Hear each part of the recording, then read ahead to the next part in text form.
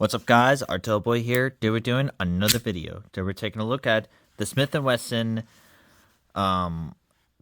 Spring Assistant OTF, or Out the Front. Let's begin. Smith & Wesson. Well, don't worry. I got another Smith & Wesson piece I will be reviewing. So, this is how you open, or rather, you could probably know. So, there's a save switch here, so you won't have to accidentally deploy it. With this on, or rather locked, you can't basically just automatically deploy it. Meanwhile, with this on, you can actually deploy it. And this is how you basically close it. Take this lever here and pull that there and pull it back. Yeah, this thing is another one of, or rather, I would say that it is technically an OTF knife, but the thing is, this is actually a single action compared to something like a double action. They can just pretty much have no effort, just pull the lever and all. And it actually does have some significant reasons. There's things like the Scarab and the Halo 5 for Microtech. And of course, probably well known for this reason, is things like the Smith & Wesson Extractor 1600, which is an extremely rare piece these days. And the Cupid, Dalton, Cupid, and Militia, which I really wish I had those. I really do. And this is actually kind of something, there's an advantage to, well, basically to double side or double action.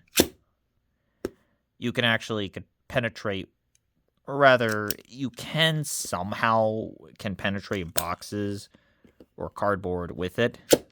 But something like that, yeah, it does have the same, OTF deal, just like the double action here. Sure, it basically can poke holes, but this thing will be dislocated. Right there. And that's actually for a reason, because of something like, just must have accidentally deployed you to the pants while you're carrying this thing around. You don't want the blade start, cutting through the hole in your pocket. That kind of deal. And we got the M&P by Smith & Wesson rights. Actually, two rights, basically right here and then right here. Of course, there is the US Pat 8595941 or 941. AUS 8 steel, that's basically what the blade is. And of course, the 4-23, that's technically the date. So must be April 2023. This one's also have numbers, basically a number here, 1092 2050. This is the kind of bit of that more, would say that it would be like a tip point, but I think it's not. Here's also the groove on this side, like it had all the details and all, which the problem is it didn't have it on the groove side or the blood groove in this side. That's a little disappointing. And this is this is the lever piece that you can basically deploy.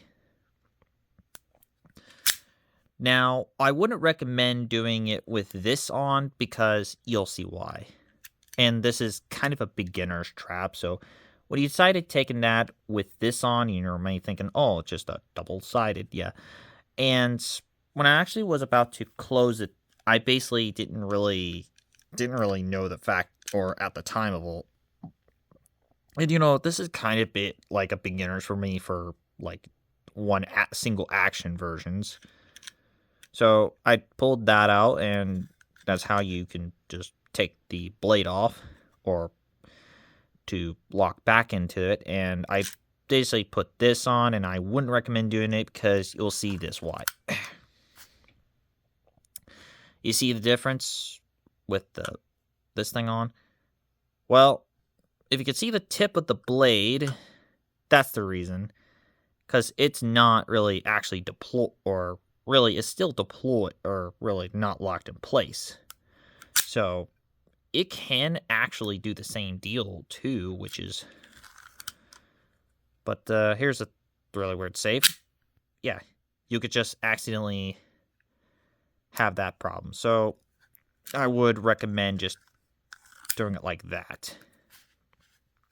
Of course, I got a glass breaker tip, this whole spine, which is actually much thicker than I ever noticing about it, because compared to my OTFs, this is actually pretty normal size, but this thing's like completely fat as possible, like just a big old piece of steel that's on this.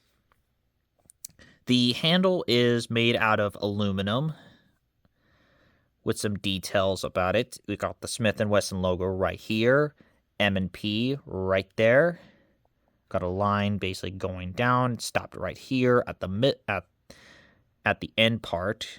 They got a bunch of scales on both sides, jimpings on both sides, and they're all like 5s, 5 jimpings, like 5 bumps, and of course 5 caved in.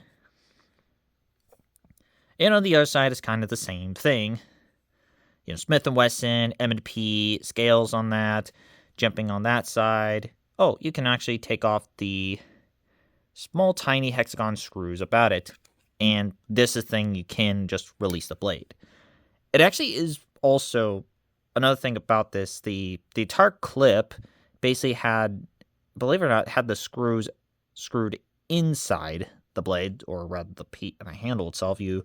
I think you do have to disassemble it, and if you try doing that, you can't basically no second area to put this thing on, so it's no left-handed usage. I don't really think they had a left-handed, but I think if it was, it probably would have to be on this side.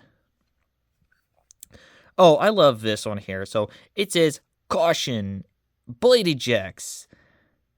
Wait, you're telling me about this area? No, I don't see the blade.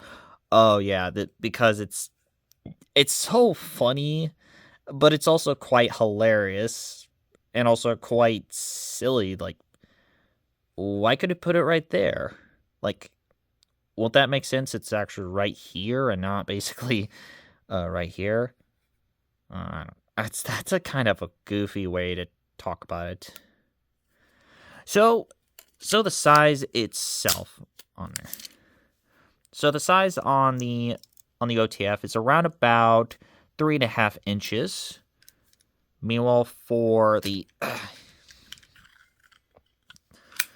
handle, and while it's closed, is around about of 5/4. Meanwhile, for the overall size is around about, let's see here, round about of, I'm trying to get the tip and all, round about of 8/3. So let's test this bad boy out.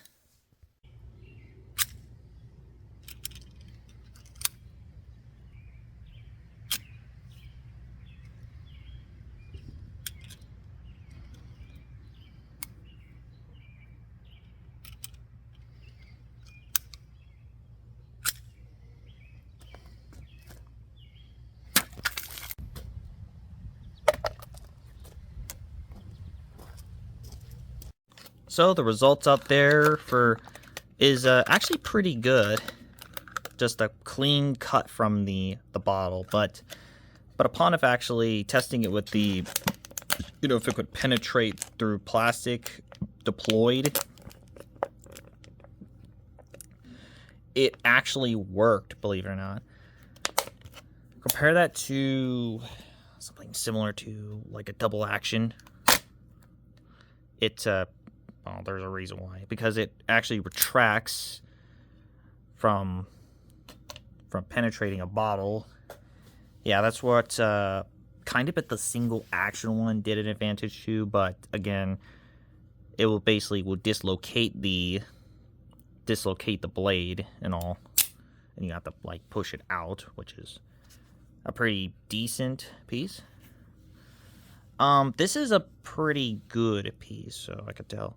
So I give the Smith & Wesson single action out the front, I think spear point, or just out the front, an astounding of a 9 out of 10. It's a pretty good OTF knife, but it's not really, it's more likely on the level of, yeah, you got for what you paid for. And compared to something like a very well-known Smith & Wesson knife, the Extractor 1600, which that's basically probably rare these days. Yeah, it's a pretty decent single-action OTF for pretty of a decent price.